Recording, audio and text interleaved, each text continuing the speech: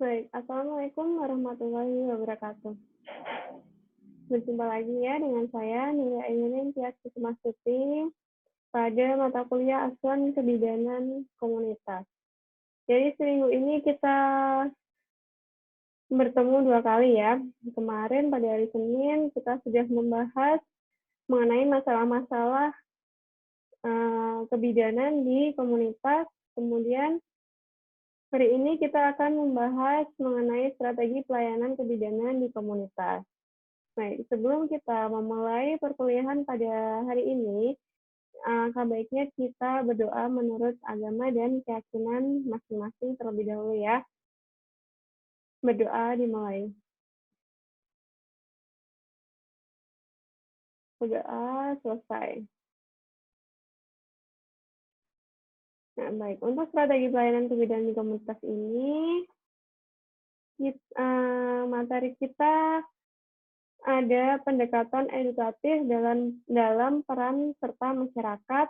Kemudian yang kedua adalah pelayanan berorientasi pada kebutuhan masyarakat. Dan yang ketiga, menggunakan atau memanfaatkan fasilitas dan potensi yang ada di masyarakat. Jadi, bidan di komunitas itu harus dapat memahami masyarakat ya yang akan dilayaninya. Baik itu dari segi sosialnya maupun dari segi budayanya. Sehingga bidan dalam menentukan pendekatan yang akan dilakukan di masyarakat, kemudian strategi apa yang akan dilakukan di masyarakat, tahu ya apa saja yang harus bidan lakukan dengan cara memberdayakan masyarakat setempat, masyarakat di sekitar secara bersama-sama bergotong royong untuk memecahkan permasalahan-permasalahan yang ada di masyarakat tersebut. Oke, kita bahas mengenai pendekatan edukatif ya. Yang pertama adalah pendekatan edukatif secara umumnya. Untuk pendekatan edukatif secara umum ini adalah suatu rangkaian kegiatan yang dilaksanakan secara sistematis, terencana, dan terarah dengan partisipasi aktif dari individu, kelompok, maupun masyarakat umum ya, untuk memecahkan masalah-masalah yang ada di masyarakat dengan mempertimbangkan faktor sosial, faktor ekonomi, dan budaya di masyarakat tersebut.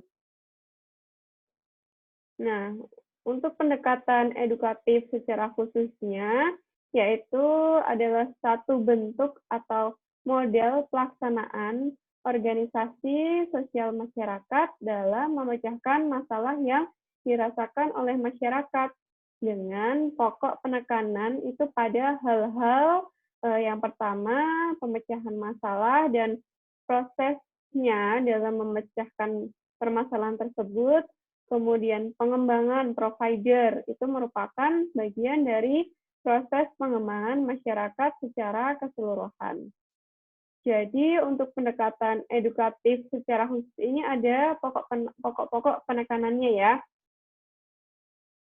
yaitu pemecahan masalah dan proses pemecahan masalah, kemudian pengembangan provider. Kemudian untuk tujuan dilakukannya pendekatan edukatif, tujuannya adalah yang pertama untuk memecahkan masalah yang dihadapi di masyarakat, kemudian untuk mengembangkan kemampuan masyarakat untuk dapat memecahkan masalahnya sendiri ya, secara swadaya dan gotong royong. Jadi permasalahan-permasalahan yang ada di masyarakat itu dapat dipecahkan ya melalui pendekatan edukatif ini. Kemudian juga dengan memberdayakan masyarakat secara gotong royong, secara bersama-sama untuk memecahkan masalah-masalah yang ada di masyarakat dengan mengembangkan kemampuan-kemampuan yang dimiliki oleh masyarakat tersebut. Nah, metode dalam pendekatan edukatif itu dengan cara yang pertama bisa dengan melakukan pendekatan tingkat desa dengan mengadakan pertemuan sendiri dengan tokoh masyarakat atau bisa menumpang pada pertemuan-pertemuan ya, misalkan seperti pertemuan MMD atau musyawarah masyarakat desa maupun pertemuan-pertemuan lainnya di tingkat dusun ya.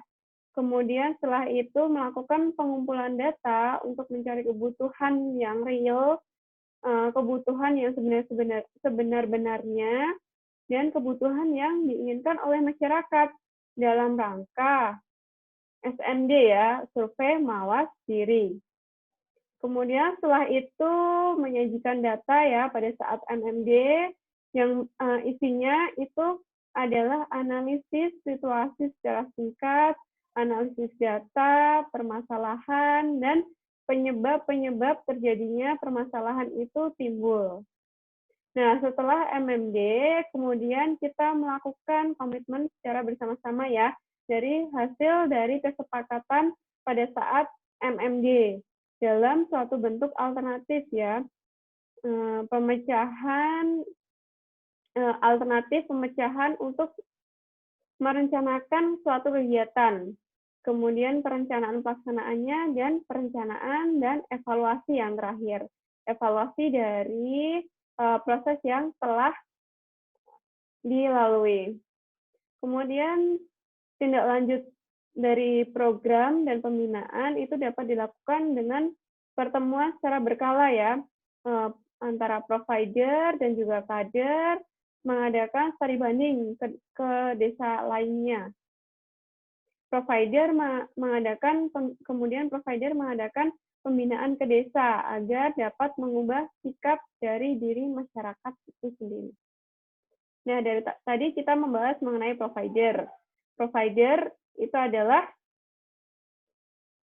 sektor yang bertanggung jawab secara teknis terhadap program-program yang dikembangkan dalam pengembangan kemampuan masyarakat untuk dapat memecahkan masalahnya sendiri secara swadaya dan juga gotong royong. Nah, untuk langkah-langkah dalam melakukan pendekatan edukatif itu ada 3. Yang pertama itu adalah dengan pendekatan pada tokoh masyarakat yang berpengaruh di masyarakat ya, yaitu dengan yang pertama non-formal untuk penjagaan bahan, kemudian tatap muka antara provider dan tokoh masyarakat, kemudian formal dengan surat resmi ya, kemudian kunjungan rumah untuk menjelaskan maksud dan tujuan dari pengumpulan data, kemudian mengadakan pertemuan provider dengan tokoh masyarakat untuk menetapkan suatu kebijakan alternatif pemecahan masalah dalam rangka perencanaan, pelaksanaan, dan juga evaluasi. Yang terakhir, ya, bisa langkah-langkahnya adalah menjalin hubungan sosial yang baik dengan menghadiri upacara keagamaan, perkawinan, kematian, dan lain sebagainya. Jadi apabila provider mengikuti acara-acara kemasyarakatan tersebut, diharapkan itu dapat memudahkan provider untuk masuk ke dalam masyarakat, sehingga dapat berbaur dengan masyarakat dan memudahkan provider untuk melaksanakan kegiatannya dalam masyarakat tersebut. Kemudian langkah yang kedua, dengan pendekatan oleh provider, diadakan pada waktu pertemuan di tingkat kecamatan, desa atau kelurahan, kemudian dusun atau lingkungan. Dan yang ketiga, dengan cara pengumpulan data primer dan sekunder ya, pengembangan masyarakat itu perlu dilakukan, baik pengembangan dari sumber daya alamnya, sumber daya alam yang dimiliki oleh masyarakat di situ itu apa saja, itu perlu dikembangkan. Maupun pada SDM-nya, sumber daya manusianya, itu juga perlu untuk dilakukan pengembangan ya, sebagai pengumpulan data primer dan sekunder kita. Kemudian, pokok bahasan selanjutnya adalah pelayanan berorientasi kebutuhan masyarakat. Jadi, sebagai bidan di komunitas, kita itu harus memberikan pelayanan kesehatan yang mereka butuhkan ya. Di samping itu juga masyarakat dapat diberdayakan ya secara bersama-sama untuk menciptakan perilaku hidup yang sehat. Jadi mereka juga dapat memberikan masukan ya, masyarakat itu juga dapat untuk memberikan masukan tentang bagaimana bentuk pelayanan yang mereka harapkan, bagaimana pelayanan yang mereka harapkan oleh provider. Sehingga keberhasilan bidan atau provider yang bekerja di masyarakat itu sangat ditentukan ya oleh kemampuannya, oleh kemampuan bidan itu sendiri untuk mendengarkan keluhan atau masukan dari masyarakat dan memenuhi harapan-harapan dari masyarakat serta melibatkan masyarakat dalam upaya memperbaiki tingkat kesehatan masyarakat.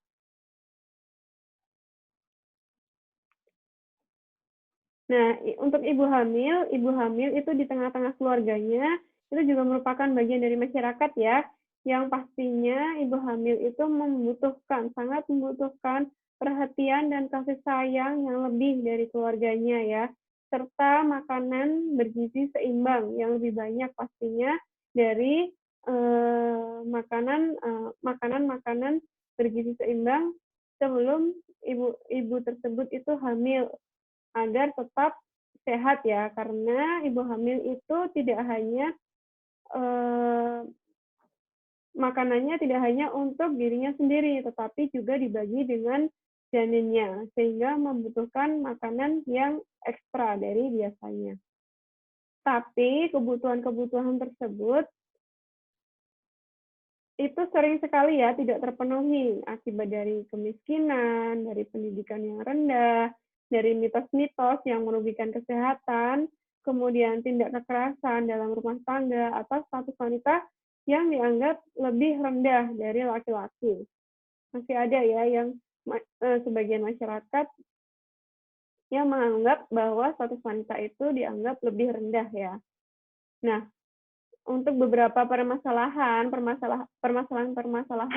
yang berbau kebudayaan atau tradisi daerah setempat, itu bidan membutuhkan bantuan dari tokoh-tokoh masyarakat, dari orang-orang yang berpengaruh yang ada di wilayah tersebut, di masyarakat tersebut, untuk dapat mengatasi permasalahan-permasalahan yang ada.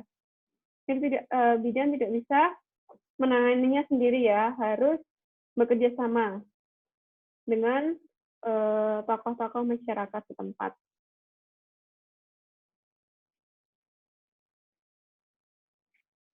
Nah, untuk faktor-faktor yang mempengaruhi kesehatan wanita, itu yang pertama, karena status wanita yang rendah ya di masyarakat tertentu, itu masih ada, sehingga wanita atau perempuan itu tidak bisa mendapatkan kesehatannya secara maksimal, tidak bisa mendapatkan kesehatannya secara optimal.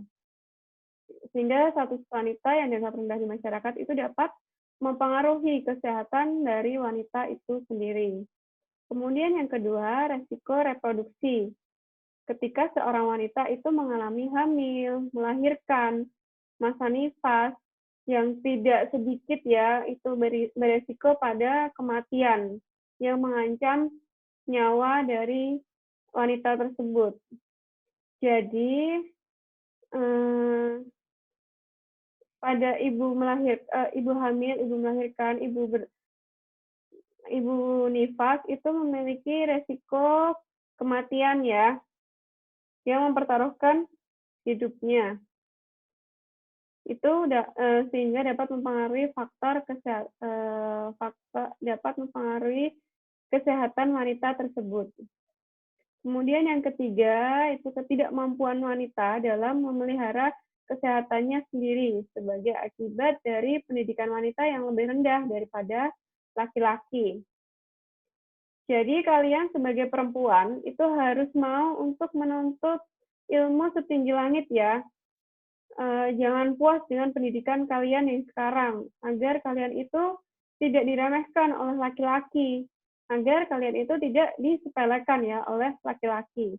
Walaupun nantinya pada akhirnya wanita itu hanya akan menjadi ibu rumah tangga saja, tapi menuntut ilmu yang setinggi-tingginya itu tidak berguna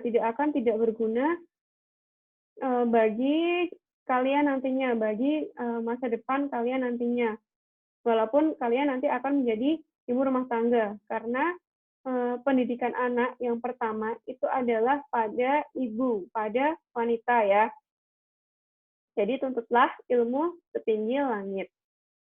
Kemudian yang keempat, kurangnya biaya dalam upaya pemeliharaan wanita. Jadi faktor kemiskinan ya, ini juga menjadi salah satu faktor yang mempengaruhi kesehatan wanita. Kemudian yang terakhir adalah sosial dan ekonomi dalam kesehatan wanita. Antara lain dari pelayanan kesehatan yang tidak terjangkau, kemudian pengetahuan yang rendah untuk mengetahui tanda gejala komplikasi kehamilan ya, tanda gejala komplikasi kehamilan, persalinan, nifas, itu sehingga menjadikan ibu hamil wanita itu terlambat untuk mendapatkan penanganan segera akibat dari keterlambatan dalam mengetahui tanda gejala komplikasi kehamilan yang dialaminya. Nah, itu tadi adalah faktor-faktor yang mempengaruhi kesehatan wanita. Untuk prinsip dalam pelayanan kebidanan di komunitas, itu yang pertama ada pelayanan kebidanan itu adalah pelayanan yang didasarkan pada perhatian terhadap kehamilan sebagai suatu bagian penting dari kesehatan untuk bayi baru lahir sebagai suatu proses normal dan proses yang ditunggu-tunggu dalam kehidupan semua wanita. Kemudian prinsip yang kedua harus ada informed consent. Jadi sebelum melakukan segala suatu tindakan yang akan kita lakukan, itu kita harus memberikan informasi terlebih dahulu kepada pasien, kepada klien kita. Kemudian setelah kita memberikan informasi, kita harus meminta persetujuan kepada pasien tersebut. Apakah pasien tersebut itu mau untuk kita berikan tindakan medis yang akan kita lakukan atau tidak, yang sesuai dengan informasi yang telah kita berikan. Kemudian informed choice. Jadi misalkan wanita yang mau melahirkan itu kita beri pilihan dalam mengambil suatu keputusan tentang proses persalinannya. Atau kita berikan pilihan posisi meneran yang paling nyaman bagi ibu melahirkan tersebut. Kemudian kita prinsipnya harus membina hubungan baik dengan ibu dengan melakukan berbagai pendekatan ya dari sisi manapun. Kita lakukan pendekatan kepada ibu agar kita bisa berhubungan dengan baik dengan ibu tersebut sehingga mereka percaya kepada kita. Kemudian bina yang terakhir beri asuhan yang berkelanjutan ya, asuhannya yang berkesinambungan, yang komprehensif. Mulai dari sebelum ibu itu hamil, kemudian ibu itu hamil, kemudian ibu bersalin, sampai ibu nifas, itu kita harus memberikan asuhannya secara berkelanjutan. Nah, pelayanan kebidanan komunitas itu dengan cara bidan melakukan kunjungan ke pasien ya, yang sifatnya itu promotif, preventif, kuratif, dan rehabilitatif. Dan yang perlu diingat ya, di rumah sakit itu bukan merupakan kebidanan komunitas, karena di rumah sakit itu pelayanan klinik ya, yang diberikan orientasinya itu pada pelayanan kuratif. Kalau bidan sebenarnya lebih ke promotif preventif. Jadi bidan komunitas itu bisa bekerja sama dengan tenaga kesehatan seperti dokter, perawat maternal, dalam memberikan pelayanan kepada masyarakat. Nah, untuk peran bidan di sini itu adalah dengan melakukan kunjungan rumah, dengan memberikan pelayanan ANC, antenatal care ya, kemudian intranatal atau INC, dan PNC. Bidan bisa memberikan pelayanan, kemudian memberikan pendidikan kesehatan, pengelolaan, dan juga penelitian ya, karena bidan itu harus mampu untuk menggerakkan masyarakat, agar masyarakat itu mampu menjaga kesehatannya secara mandiri. Dan juga bidan itu harus mampu untuk menggerakkan masyarakat ya, agar mereka itu mau menjaga kesehatannya, dan juga harus mampu untuk mengelola upaya-upaya masyarakat untuk meningkatkan kesehatannya. Nah, pokok bahasan terakhir kita yaitu pemanfaatan fasilitas dan potensi masyarakat. Fasilitas dan potensi masyarakat yang ada di masyarakat itu yaitu sumber daya alam atau potensi desa ya, dan sumber daya manusianya atau kader kesehatan.